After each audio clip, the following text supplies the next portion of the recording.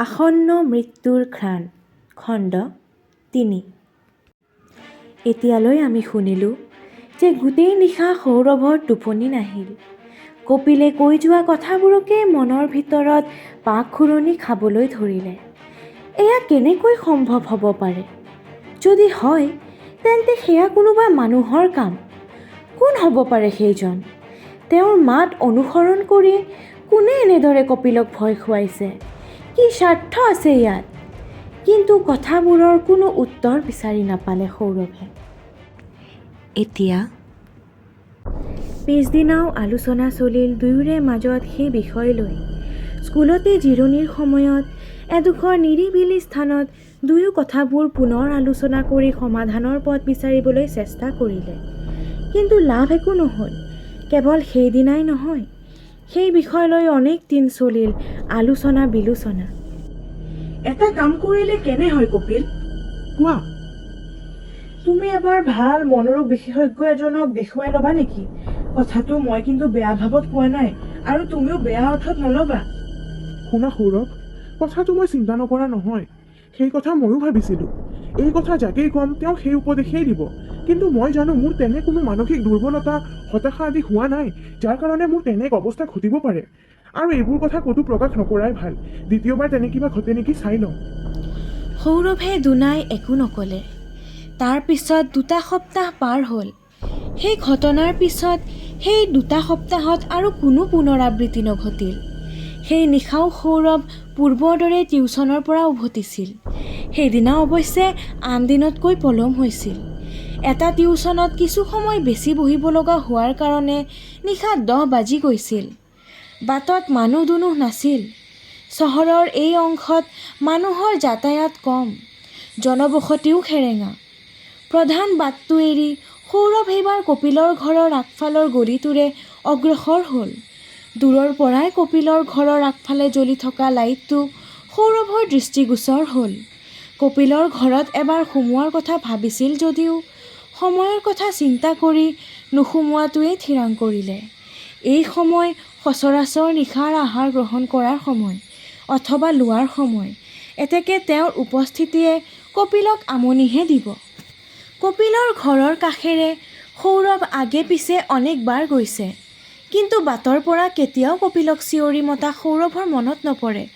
অথচ 2 সপ্তাহৰ পূৰ্বে কোনোবাই সৌৰভৰ কণ্ঠস্বৰৰ অনুকৰণ কৰি কপিলক মাতিছিল, সাৱধান বাণী শুনাই গৈছিল। কথাবোৰ আচৰিত যদিও সৌৰভৰ এনে লাগিল সেই অদৃশ্য কণ্ঠস্বৰে কপিলক যেন কিবা মনত পেলাই দিব বিচাৰিছে। সন্মুখত বিপদ। এই সাৱধান বাণী শুনাই নিজে খন্দা গাঁতৰ কথা সোঁৱৰাই দিয়াৰ অৰ্থ কি? নিজে খন্দা গাঁত মানে কি?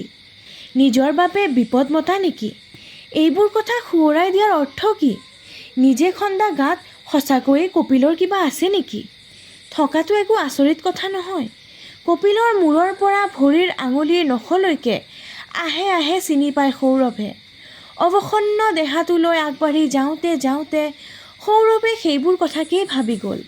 সৌৰভে সেইবোৰ কথা কেনেকৈ পাহৰিব? সৌৰভৰ জীৱনৰ নিৰ্মম দুৰ্ভাগ্যময় এক অধ্যায়ৰ নায়ক আজিৰ এই সহকৰ্মী বন্ধু কপিল। দুখসহ সেই স্মৃতি অভিশাপৰ দৰে বহু কষ্টেৰে সৌৰভে তাক চেপি ৰাখিছে, পাহৰিবলৈ চেষ্টা কৰিছে।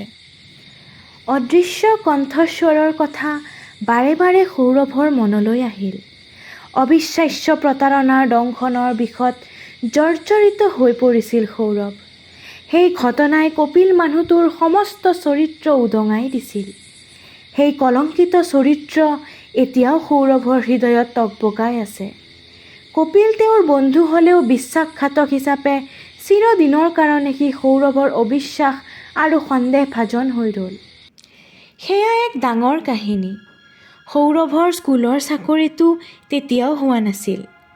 বিশ্ববিদ্যালয়ৰ ডিগ্ৰী লৈ কপিল আৰু সৌৰভ দুয়ো একেলগে চাকৰিৰ সন্ধানত লাগিল।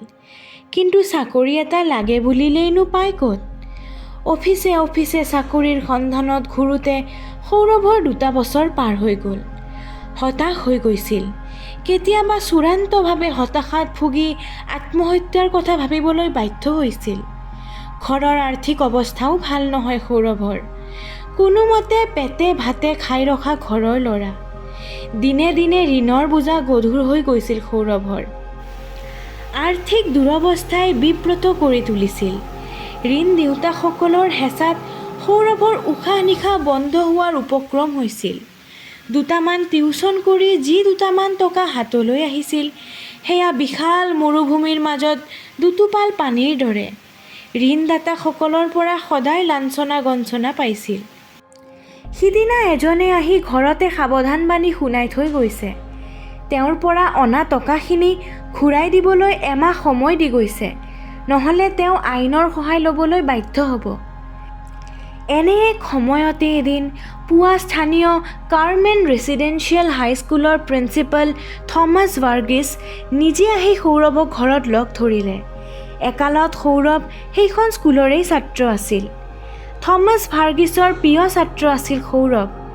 তেওঁৰ উপদেশ, আদেশ, নিৰ্দেশ আৰু সাহচৰ্যই সৌৰভক কেতিয়াও তাৰ অসহায় জীৱনটোক লৈ হতাশ বা নিৰাশ হ'বলৈ দিয়া নাছিল। সৌৰভে নিজৰ ঘৰত প্ৰিন্সিপাল থমাছ ভাৰ্গিছক দেখি আচৰিত হ'ল। ছাৰ, আপুনি? কেনে আছা তুমি? প্ৰিন্সিপাল ভাৰ্গিছে সুধিলে। বহুত ক্ষীণালা দেখোন, কিবা অসুখ হৈছে নেকি? নাই ছাৰ, অসুখ হোৱা নাই।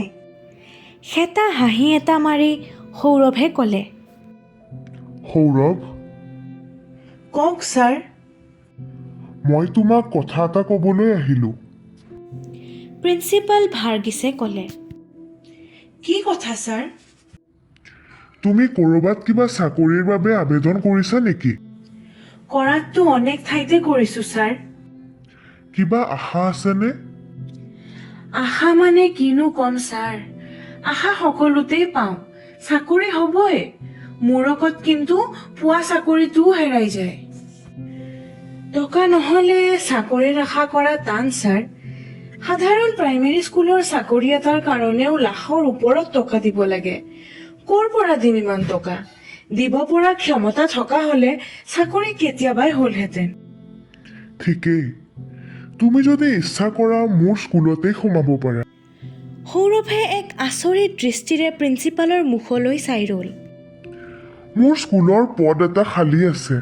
তুমি সময় নষ্ট নকৰি পৰহিৰ ভিতৰত যিকোনো প্ৰকাৰে এখন আবেদন পত্ৰ স্কুল অফিচত দি আহিবা। তোমাৰ চাকৰি এক প্ৰকাৰ হৈ আছে বুলিয়েই ধৰা। বৰ্ডৰ আগত যি ক'ব লাগে মই কৈছোঁ, তুমি কেৱল আবেদন পত্ৰখন দিলেই হ'ল। প্ৰিন্সিপাল ভাৰ্গিছৰ কথাত সৌৰভে যেন হাততে আকাশখন ঢুকি পালে। দুচকু এক বুজাব নোৱাৰা আনন্দত তিৰবিৰাই উঠিল। মই ছাৰ পৰহিলৈকে আবেদন পত্ৰখন দি আহিম। সৌৰভে উৎসাহেৰে ক'লে। মই তোমাৰ খবৰ সদায় লৈ থাকোঁ। তুমি এনেদৰে ইমান দিন বহি থাকিবই নালাগিছিল। কিন্তু যুগ সলনি হৈছে।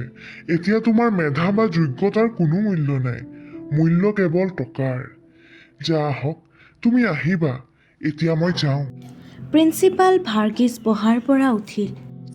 ছাৰ, মই আপোনাক কি বুলি ধন্যবাদ জনাম, কি বুলি ক'ম, মোৰ ভাষা নাই ছাৰ ক'বলৈ। মই চিৰ ঋণী হৈ ৰ'ম। হ'ব বাৰু, তোমাৰ ভাল হওক। তুমি কিবা প্ৰকাৰে জীৱনটোক গঢ় দিয়া, মই তাকে কামনা কৰোঁ। কৈয়েই প্ৰিন্সিপাল ভাৰ্গিছ বিদায় লৈ ওলাই গ'ল। সৌৰভে আনন্দৰ আতিশয্যাত লগে লগে ফোন কৰিলে কপিললৈ। কোৱা সৌৰভ। কপিলে সঁহাৰি জনাই সুধিলে। মোৰ এটা বৰ ধুনীয়া খবৰ আছে কপিল। উলাহেৰে ক'লে সৌৰভে। কি খবৰ কোৱাচোন? ৰ'বা, মই তোমাৰ ঘৰলৈ গৈ কৈ আছোঁ, ভাতকেইটা খাই লওঁ। মই গম পাইছোঁ, তোমাৰ বিয়া ঠিক হৈছে। বিয়া? সৌৰভে হুৱাই হাঁহি উঠিল আৰু ক'লে। তুমিও ভাল কথা ভাবি পাইছা, খাবলৈ নাই কণটো, বিয়া কৰাবৰ মনটো। বাৰু মই গৈ আছোঁ, গৈ সকলো ক'ম। সৌৰভে দুপৰীয়াৰ ভাতকেইটা খায়েই কপিলৰ ওচৰলৈ গ'ল। কপিল সৌৰভৰ অপেক্ষাতেই আছিল। সৌৰভে গৈয়েই কপিলক সাৱটি ধৰি মাত লগালে। কপিল! মই এফালে বিশেষ কামত যোৱাৰ কথা আছিল, কিন্তু তুমি আহিবা বুলিয়েই নগ'লো। বহুত আনন্দিত হৈ পৰিছা, চকুৱে মুখে পুৰা উজ্জ্বলতা। ঈশ্বৰে অৱশেষত চকু মেলি চালে কপিল। সৌৰভে হাঁহি এটা মাৰি ক'লে।